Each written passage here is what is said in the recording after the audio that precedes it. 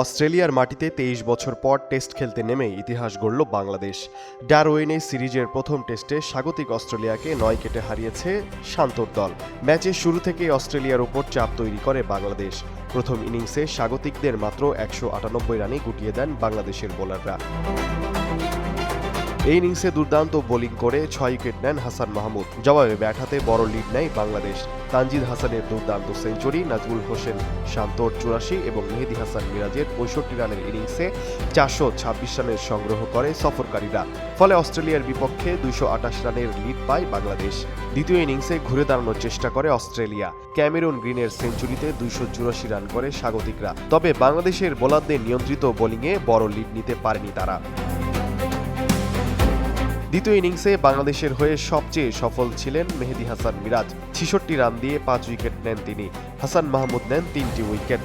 ফলে জয়ের জন্য বাংলাদেশের সামনে লক্ষ্য দাঁড়ায় মাত্র ৫৭ রান। শুরুতেই তানজিদ হাসানকে হারালেও সাদমান ইসলাম ও মবিনুল হক আর কোনো বিপদ হতে দেননি। ১৪.২ ওভারে ৫৭ রান তুলে ৯ উইকেটে জয় নিশ্চিত করে বাংলাদেশ। এ জয়ে ২ ম্যাচের সিরিজে ১-০ ব্যবধানে এগিয়ে গেল বাংলাদেশ। অস্ট্রেলিয়ার মাটিতে স্বাগতিকদের বিপক্ষে বাংলাদেশের এমন জয় তাই টেস্ট ইতিহাসের অন্যতম স্মরণীয় অধ্যায় হয়ে থাকল।